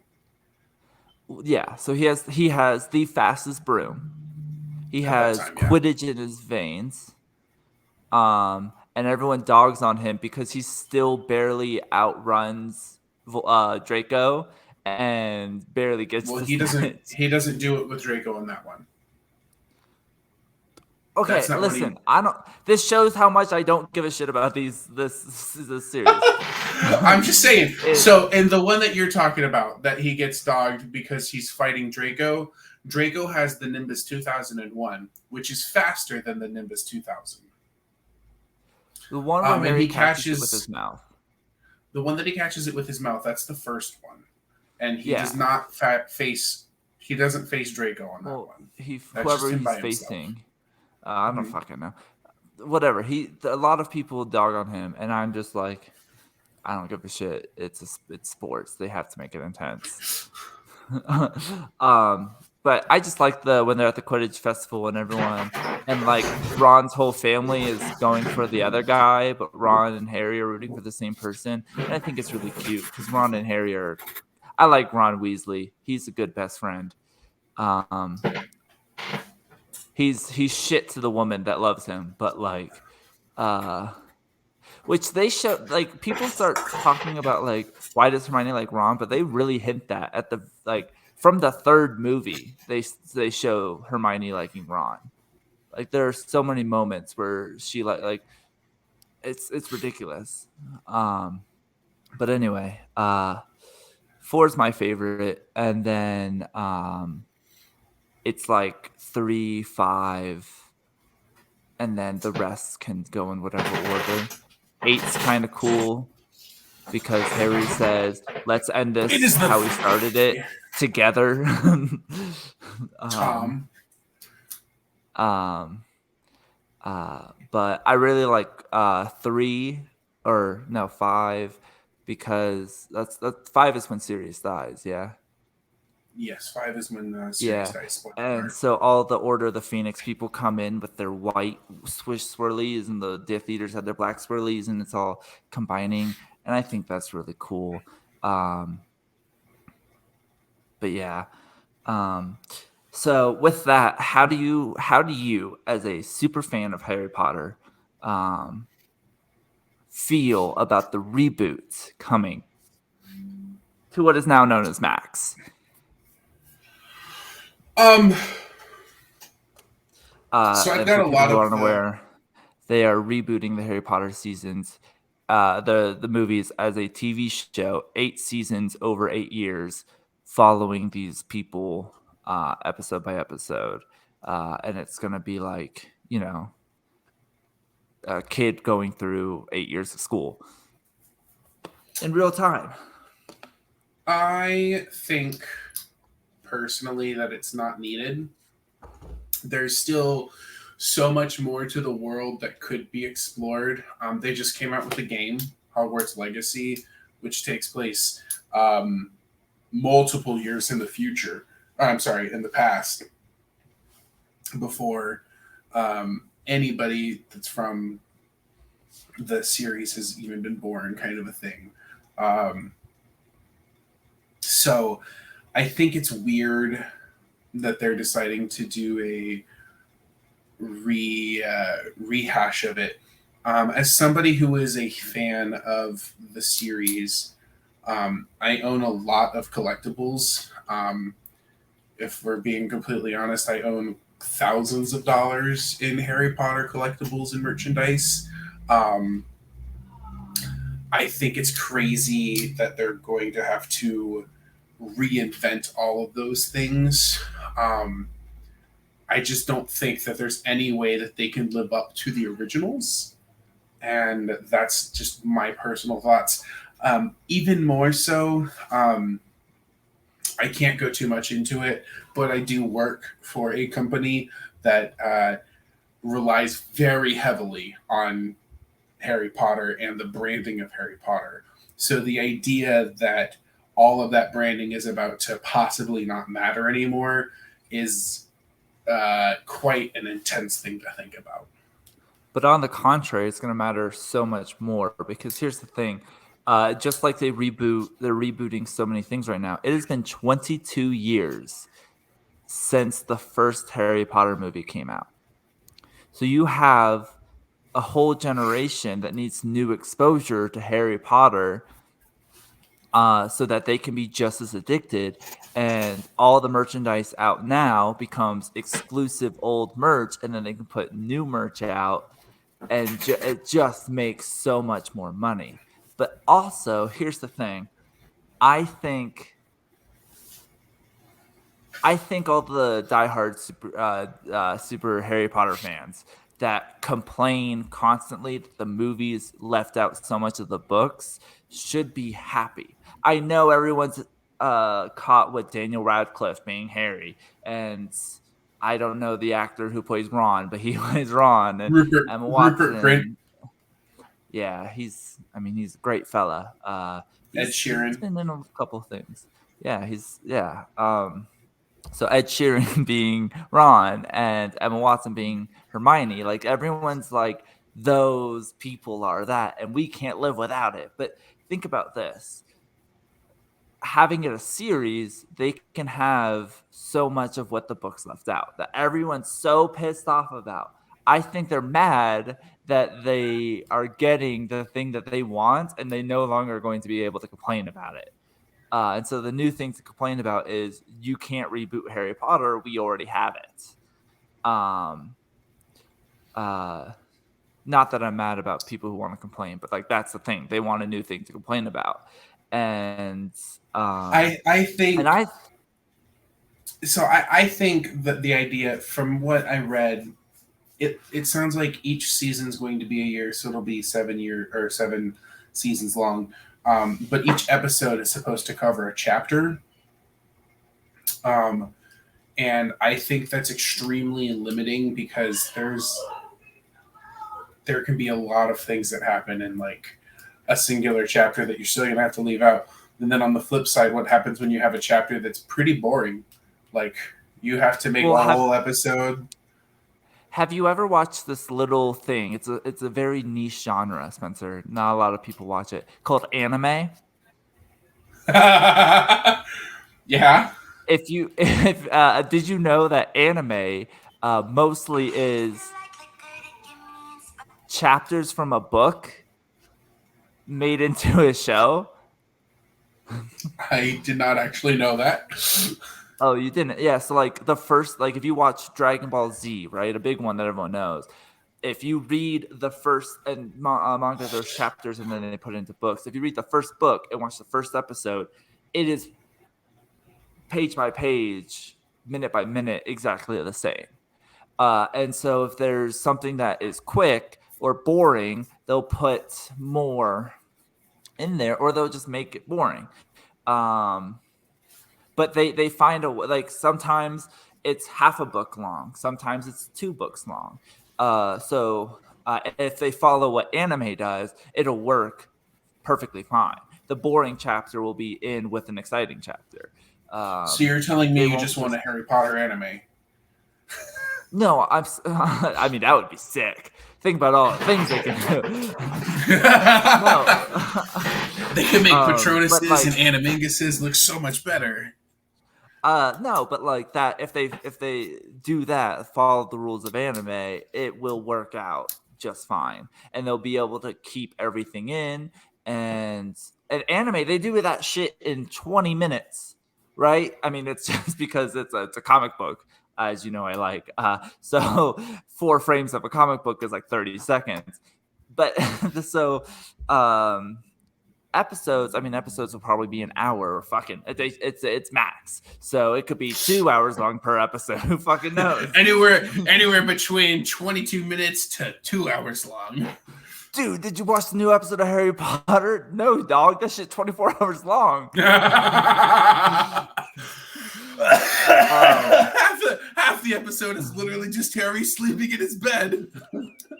And Ron staring at him and listening to him talk. Then like 3 seasons later, aka 3 years, when the conversation with Hermione comes up, Harry talks in his sleep. You know, when Ron does the parcel tongue to open the chamber,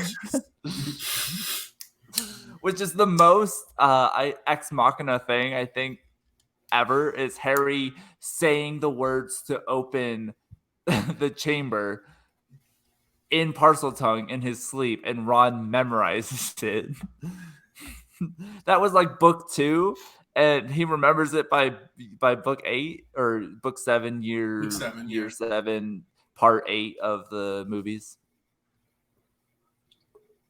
So I think it'll work out very well. Everyone having to adjust the new cast, I think, will be weird for people because there'll now be 2 Harry Potters, and Daniel Radcliffe is Harry Potter. I think that's the weirdest thing that people are going to get over. And it'll always be like, yeah, Daniel Radcliffe is always Harry Potter. That's not going to change my mind. But what if this new kid does a million times better? That's possible. I think it's a matter of there just hasn't been enough time. It's been 22 years since the first movie. Since the first movie. Yeah. But it's been, by the time the last season comes out, it'll have been 20 years since the that Potter Puppet Pals do the new series. That would be great. That would be great. But I mean, I still don't think enough time has passed. Yes, the first one started that long ago. It's been 22 years since the first one, but I don't think enough time has passed since the last one to be rebooting this.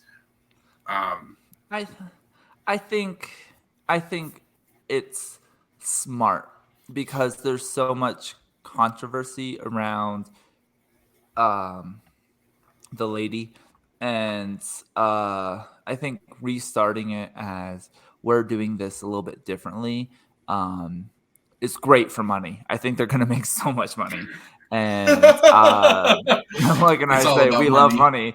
Yeah. Yeah, you're saying we love money, like you're gonna get a cut of this money that they're making. Well, the goal is that they're gonna cast me. I'm gonna be. They're gonna cast me for one of these seasons. Who are you talk gonna be? About it enough. Just a random guy, or I could be Cedric. I could be Cedric Diggory. Give me that part. Give me that role, and I'll never ask for anything. No, I just want to be like a background character that's not necessarily important, but always there. Like, you're like, is that wizard ever going to become important? And I just never am. Like, I'm in Harry's classes. I practice with them in the time right now. I'm like in the classes. I'm part of the people who sign up for Dumbledore's army, but like, I'm not important. I don't have any speaking lines. You'll see me cast a spell in the background. I get my own custom wand. That's the only thing I ask for, is I get a custom wand, and I do at least one spell on screen. But every other time, I'll just be like way in the back. So let me be a random teacher, like just a teacher that walks by that never teach, just one of those, like, he teaches a different class. He just walks by. I'll be Gilderoy Lockhart. Yes. I think you're full enough of yourself that you could be Gilderoy Lockhart. But I want to create my own wand. That'd be cool. You can create your own lightsaber now. I want to create my own wand. Then I'll become more of a Harry Potter fan. If I can be like, people can buy my wand, no one would want to, but if like, it's like, I voice the Mandrake Root. I want to be Neville's best friend and just study plants with him. I want to try and get Neville high every day. Like, you like plants, bro? I am a huge fan of wands, and I would buy your own wand. But I mean, I've got this is sitting here at my desk. I have it here at my desk all the time. So, yeah, no, I think it's a good thing. I think it'll be. I mean, it's not coming out quite yet, right? It's coming out next year or something? I have no idea. I haven't followed it other than the fact they that really I saw just that it was announced it. coming. So if it if they just, I think once it starts, maybe opinions will be different for people. Um, so I would give it a chance. Give it at least one or two chances. Give it 5 episodes. Give it a watch. Yeah. I think it'll be good. I go into it with positive vibes, and it might be great. It could be absolute dog shit, but also you have to remember how rough. I mean, Harry Potter is a dick of a character. He never gets better. And I feel like they could change him, like with more details from the book and the show. Like, I don't like Harry, really. I think the movies just portrayed him as a piece of shit. I understand he had all these things going on with him, but he could have shared them with his anyone, but he just chooses to shut down randomly in the series, and it's like, why? And then they have the whole thing where Hermione has to message back and forth because he's a teenager. Yeah, but he's also an asshole. He is. He makes a lot of bad ones, but that's just the Voldemort in him. You can't see. That's not an excuse. Tom Riddle was good once. Oh my God! When you were in Europe, and you were at the Harry Potter thing, the little baby trained Voldemort, not in a white setting, I think is more terrifying. The little baby. It was a little setup that showed all of the robotics on how they move things. And baby Voldemort was still for a very long time. Like, they had the owl go twice. And then they had some other things moving around in the background, and then all of a sudden, baby Voldemort just starts getting up, and I was like, he was disgusting in the scene. Like, he was a newborn fetus just plopped onto this clear white area. But it was gross, so you could be like, ew. But in the setting you were in, it was like a dark room and whatever. It was like, no, that's terrifying. That is HHN fuel. So was not a big fan of that. But yeah, I say give the Max series a shot. I mean, for all the I'll people out definitely there give it a watch. I'll definitely give it a watch. So you can't hate something before it comes out. You gotta give it at least a chance to make sure that it's. I mean, what if they make the chocolate toad scene just perfect with the frog hopping around on the train cart? You must fall in love then. I mean, I guess so. I think the hardest thing to replace for me is Emma Watson as Hermione. I think she nailed it. So we'll see. You got anything you wanna switch over to? I did not come up with anything else. We've been having pretty engaging conversations. So yeah, I do want to point out there's something very in focus that you got there on screen. It looks like the anniversary edition of Dora. Yeah, no, I wanted that on. I'm pretty proud of this bad boy right here. Why does it mean so much to you? So Meteora is my absolute favorite album of all time. I think for me, it's a perfect album from start to finish. I don't need to skip any song. Linkin Park is my favorite band of all time. Each song flows into the next very well. Yeah, it really does. I think that it's my favorite band. It's my favorite album. My favorite song of all time is on this album. So when they came out when they announced they were doing the 20th anniversary, I got really excited. And it comes with a lot of stuff. So there's a few DVDs of live performances, and I never got the chance to see Linkin Park live before. You almost did. I almost did, but Chester decided that he was going to leave before I was able to go see that show. So I never got the chance to see Linkin Park fully perform. I did get to see Mike Shinoda when he did his solo thing. That was that was very, very good. That he, believe it or not, so Chester is amazing with his vocals, but Mike Shinoda is actually my favorite part of Linkin Park. He's always been my favorite artist in the musical genre in general. Mike Shinoda is the reason that I like rap music, and I like the electronic stuff. He's the one that kind of bridged the gap of I like rock music to, oh, there's so much more that I can listen to. And I think Hybrid Theory was a great album, but I think Meteora was allowing Linkin Park to let their actual sound come through without them being told no by the producers for all their albums. And they've talked about it as well, where they were told no on a lot of things on Hybrid Theory. So did you know that they actually considered the name Hybrid Theory for like the name of the band? I But did it not didn't know work that. well. Yeah, so they were going to call themselves Hybrid Theory, but they decided against it and they went with Linkin Park. And because they didn't choose that name, that's why Hybrid Theory was the name of the first album.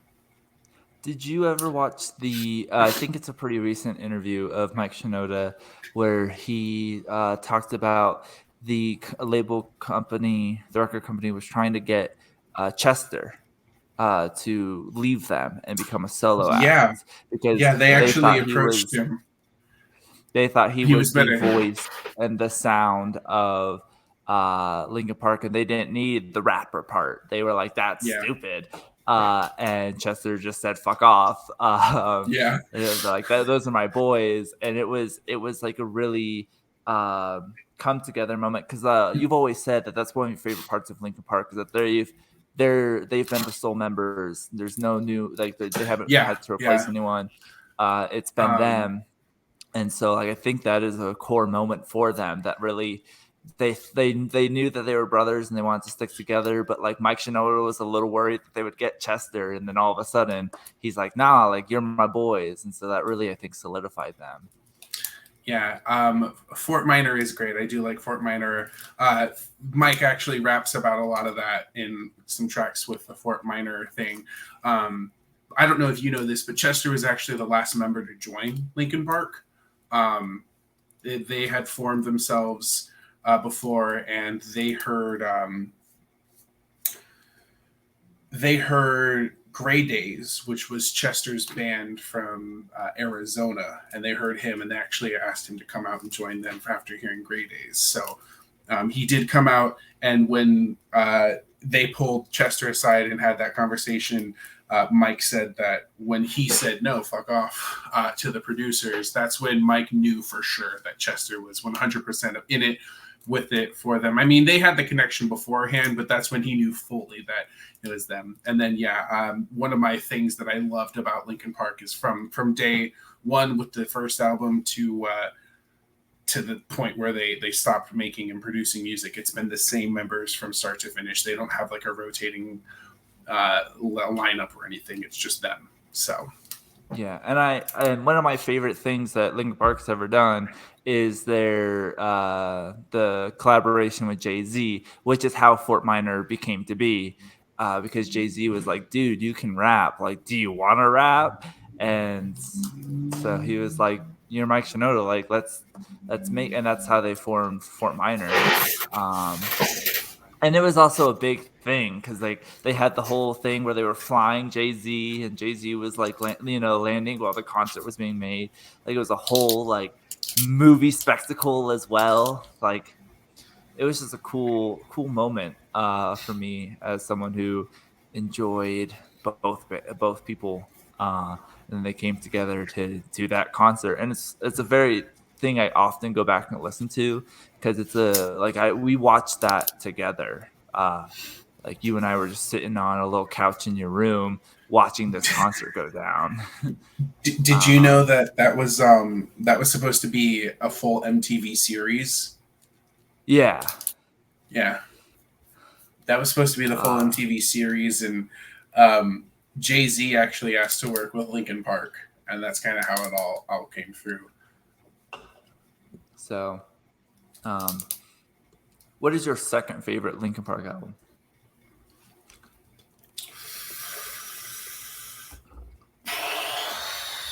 That's a good question. Um, I have grown to like Minutes to Midnight a lot more. That used to be pretty low on my list. Um, Hybrid Theory is really high up there, but I think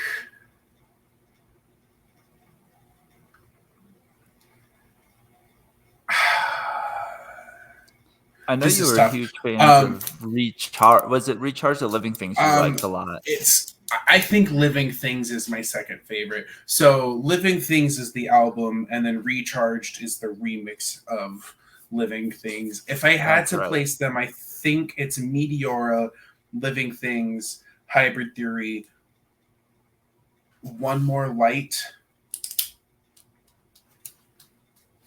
Um, Minutes to Midnight, A Thousand Suns, and then Hunting Party. I think One More Light is my second favorite album.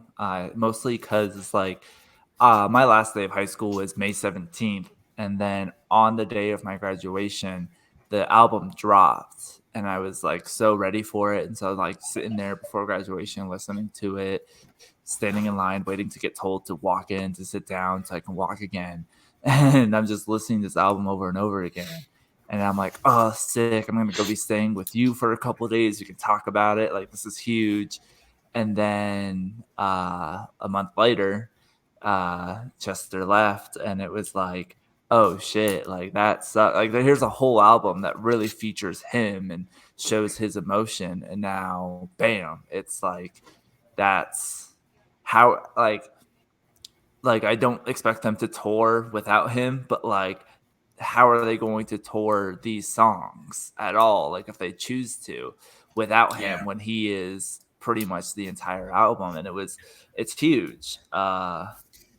And so I really enjoyed that album because it was like a big part of my life that I was excited for, and then it was like wow. So that's it. And then I do like Minutes to Midnight. That is an album that I uh often have listened to like from start to finish. And I've grown to like it more. I was weary about it for a long time. Like I like a couple of them, but as I listened to it more and more, I've really enjoyed it. So Meteora's. Go I ahead. like almost every song on Minutes to Midnight, um, except for What I've Done. I'm not a fan of What I've Done in general. This is It actually got going it to got be, overplayed. yeah, this is going to be a really hot take. Um, and this is going to be a really, really hot take. Um, I'm not the biggest fan of the song Numb, which is like everyone's favorite. When you ask them, it's either Numb or In the End. And I'm not against Numb, but it's definitely nowhere close to my top 10 songs by Linkin Park. um Breaking a Habit was robbed for best music video. Breaking the Habit's so good. Um, I mean, I could just every single song on that album I love. Faint is my favorite song of all time. Yes. Um, Breaking a Habit's music video and Yu-Gi-Oh is the reason I like anime, and Dragon Ball. But it's the reason I like anime. Breaking a Habit was like original AMV before AMVs were like a thing. okay, so Mike Shinoda came out with a brand new song, and then they released all these demos from the Meteora, and they have these music videos with them. Have you seen any of them? I have not. Okay, so whenever we finish this, the first thing that I'm going to tell you that you need to do is go watch one of them. They use AI technology to merge from like a picture, and as the song is playing, the picture merges into other like pictures, but it's just a slight alteration from the first picture, and it's the coolest thing I've ever seen in my entire life. Mike Shinoda's In My Head, I think, has the coolest version of that music video, but all of the demos from Meteora also do something similar. But it's the first time I saw it, I said, this is the craziest thing I've ever seen in any kind of music video, in any kind of art installation. Um, and I can't wait to see more. Like, truthfully, it was that cool. Um I really want to shout out Mike Shinoda for one thing that I really like that he has ended up doing is there's a lot of small musicians that I enjoy, and one person who she's gotten a lot more fame. She uh, did parts of a soundtrack for a movie recently, but I really like K Flay. Um, and there's a TikTok musician named Upsall, and Mike Shinoda has done a song with both of them, and those are both songs I really like. But like he, like he has these songs with people that I really like and I've listened to for a very long time, and like they're able to get bigger, like they're getting bigger, and they're working with this musician who is pretty well known and really liked, and I think that's really cool. That like like I really like it when like big artists and small artists that I both like come together, and Mike Shinoda is like hitting all the people that I like as he's creating more music, and I think that's sick. In a Um, recent interview, he said that he thinks that he's got some bugs to maybe write some more music. So I wouldn't be surprised if he starts coming out with some more stuff soon, which I would be super excited for. But he's got to do what he's got to he's do. he's kind of become like ever since Chester left, he's kind of become like the Logic of that genre of music. Like he's like album, album, album, album, album. Like he's creating so much more. Um, and it's part of it's probably a way to cope with all this. But So like, he's creating a lot, but he's producing more than he's creating his own stuff. Like he's been doing a lot of other people's stuff. He did have the Twitch thing where he created just beats and produced beats on Twitch, and that's what that one album was. But everything else, he's just been producing with other people.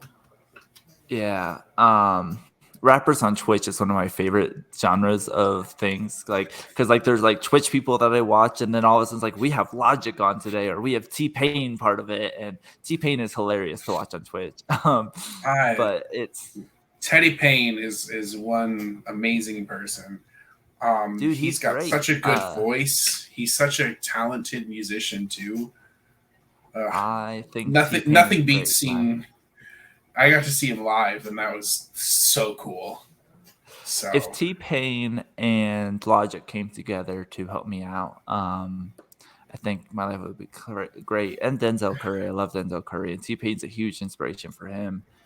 They got to do a song together recently, and he was like, "I'm so hyped about this! Like the fact that T Pain did something with me. I grew up listening to his music. It was really cool." Um, but yeah, no, yeah, I don't know where I was going before we sidetracked. I was going to talk about Logic and the fact that everyone is like always. Some people are hating on him for coming back after he said this is my last album, but like he explained it very well to the world. He was like, I stopped doing rap. I took care of my kid, and it got like I mean, he's like it didn't get boring, but like I found out I could do both, and it was a big part that made me happy. And my wife was like, just do it. Like you have so much more. And there's that interview with Jaden Smith, and he's like, yeah, one time I was looking at Logic's phone, and he just was like 7 albums on there ready to drop at any moment. So he's like, so I found out I can raise my kid and do this, and my kid's growing up, so it's okay. Like I was there for the very vital first couple years. um and I think it's like that. He took a healthy break, and now he can continue dropping an album every 3 months, um, and releasing great music. I love Logic a lot. He tells me the time every day. You know, I'm like, what time is it? And Logic's there, just pointing right at it. I mean, it was very nice of him to pose for that. Um, so it's pretty great. And I also am gonna try to drop Logic's name in every stream I do, so that hopefully he shows up. But yeah, so uh, would you say? I know you're not a big movie guy in general, but would you say music is more important? Like, if you could only listen to music again, or you could only watch movies, which would you pick? Music, hands down. I Agreed. I have Spotify on almost 20 hours a day, probably. Yeah, I mean, it's huge. It's huge in my life. Um, I think music is one thing I could never live without. Like, I would rather people talk about, like, would you rather go deaf or would you rather go blind? And people often would choose going deaf. But I would just go blind. Like, I would rather be able to listen to music than see the world around me, because music's all you need. Yeah, I Beatles got it wrong. I love music. It's yeah, no, I'm a huge music guy. So I would agree. All right. Well, thank you everyone for joining us here on the Two Brothers podcast. Two brothers. It's the name of the podcast. It's just two brothers. It's just us. It's just us. Drop comments on what you guys like us to talk about next, and we'll be back next week. Cool. Peace out. And maybe I'll have a better outro. All right, thank you guys, and all right, see you later.